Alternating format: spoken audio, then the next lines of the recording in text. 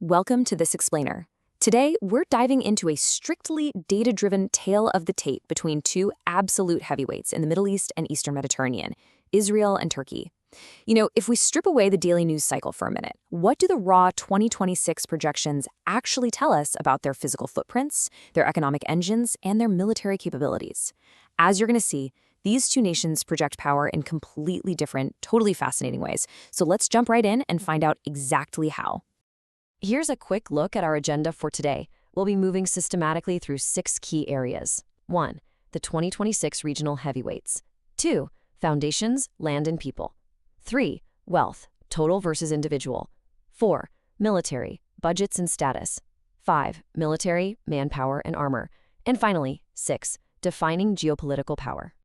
All right, starting off with Section 1, the 2026 regional heavyweights. Let's set the baseline.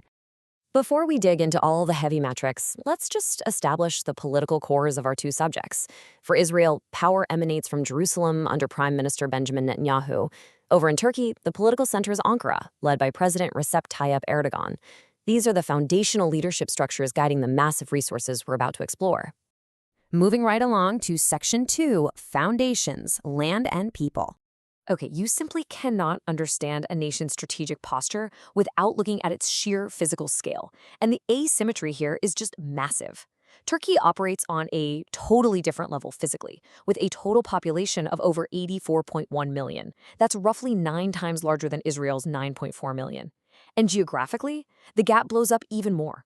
Turkey commands a vast 783,562 square kilometers, literally dwarfing Israel's highly compact 21,937 square kilometers by over 35 times. It's a real stark contrast between a sprawling nation with immense strategic depth and a highly concentrated one. Up next, Section 3, Wealth, total versus individual. So, you might be wondering, how does that massive difference in physical footprint translate into economic power? Well, looking at total nominal GDP for 2026, Turkey's sheer demographic and geographic scale gives it a vastly larger overall economic engine.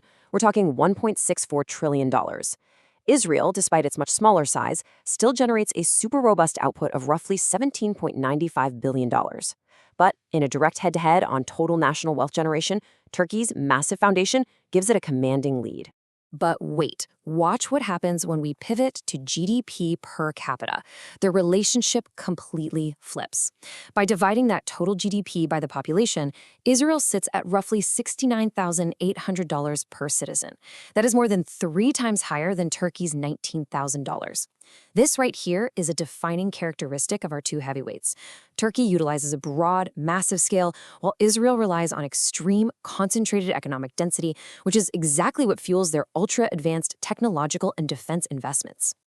Which leads us perfectly into Section 4, Military, Budgets, and Status.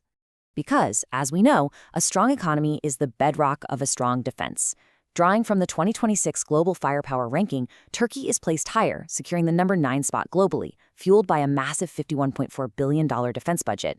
Israel, meanwhile, maintains a truly formidable position at rank 15, backed by a $34.6 billion budget. So we can draw a direct line from our previous data. Turkey's larger total GDP allows it to allocate a larger total defense budget, bumping it up higher in those raw conventional rankings. But rankings and budgets? They definitely aren't the whole story. Crucially, their strategic deterrence differs fundamentally.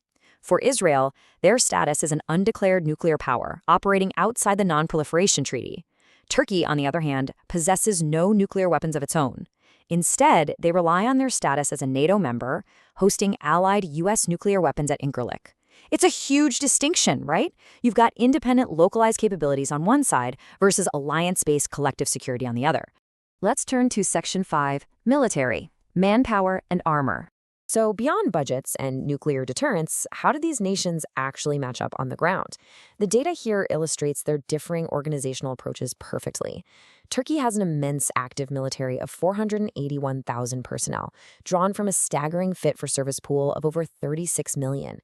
Israel's active military is way smaller at 169,500 from a pool of just 3.2 million. But look at the reserve numbers. This is where the story shifts.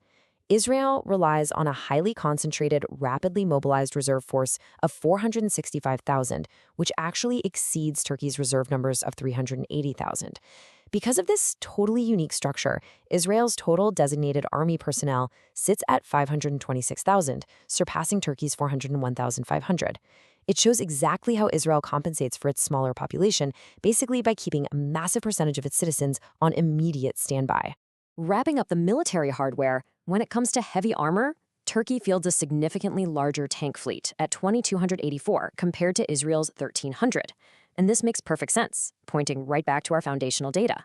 A nation with 35 times more land area naturally fields a larger raw volume of heavy ground vehicles to secure its massive borders. Bringing it all home, Section 6, Defining Geopolitical Power. As we pull all these numbers together, this explainer reveals two completely different ways to project strength on the world stage. We've seen the sheer scale, the sweeping landmass, the booming total GDP, and the immense active manpower of Turkey.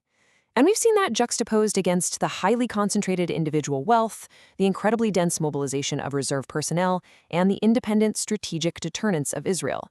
It is quite literally a masterclass in quantity versus density. So I'm going to leave you with this final, provocative thought based entirely on the numbers we've explored today. When you look at the raw data, the 35-to-1 land advantage, the 3-to-1 per capita wealth difference, the fundamentally different approaches to nuclear deterrence and troop mobilization, when comparing heavyweights, which model of power ultimately carries more weight? Does vast scale outmatch concentrated density? Or does high-density wealth and independent deterrence completely neutralize the advantage of size? Think about it, and let these numbers reshape how you view the balance of power. Thank you so much for joining me for this explainer. Keep learning, and I'll catch you next time.